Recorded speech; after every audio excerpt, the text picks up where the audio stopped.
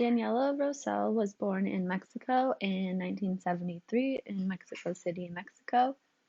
Her mother was an art collector, so she grew up around art. She attended the American School Foundation to pursue theater and started acting around age 16. She later studied painting for a little bit and then she switched to photography. She is most famous for her content based around the Mexican elite. She grew up in the circle of very rich and powerful people surrounded by large, lavish homes. She actually started photographing her grandmothers, and then others started to ask for their own photos.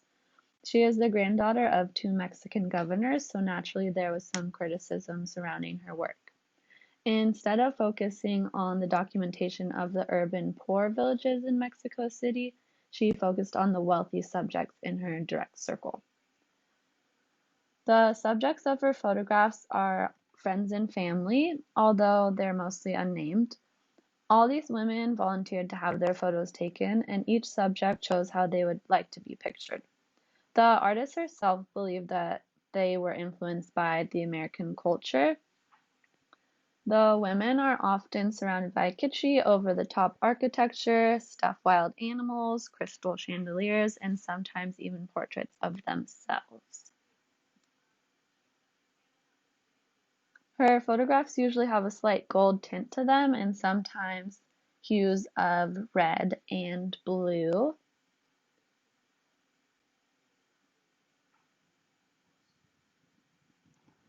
When her book Ricas y Famosa, which means rich and famous, was published in 2002, it was somewhat controversial. The book was described part town and country and part Playboy. Many of the subjects were actually unhappy that they were part of the book because it tied the Mexican elite to the corrupt ways of the Institutional Revolutionary Party. She actually received threats and legal action due to her depiction of the subjects. Here's an example of the photographs. Very Playboy, but also very town and country on your left.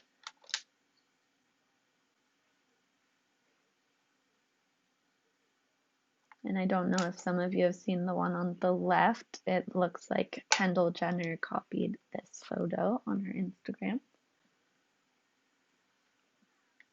So, Daniela Rossell, actually argued that the images depict actual settings.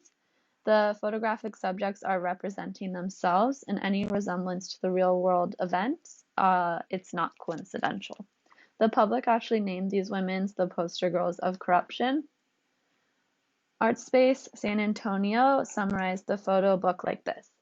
Confronting the viewer from these spaces are the women and girls who reign over them. Whether reclining on couches or lying on floors, full bosoms and made-up eyes respond to the camera's dare to attract. The series could be thought of as a record of the moment. The sitters adopt the poses and postures frequently seen in the pages of Cosmopolitan, Vogue, and other fashion magazines.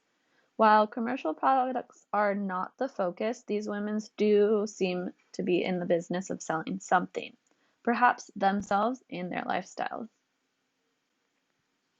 The lifestyles appear particularly extreme when juxtaposed with the persuasiveness of Mexican poverty. Against such a backdrop, the series becomes a study of affluence, taste, consumption, and greed. So charged that some in Mexico City feel the works have challenged the taboo against challenging and critiquing the upper class. Daniela provides a glimpse into the world that many of us will never have access to. The over-the-top homes, the glam women who live in them, and the stark contrast between the elite and the impoverished. The book actually notes that Daniela documents the extravagant and conspicuous consumption of Mexico's rich in her series, Ricas y Famosa.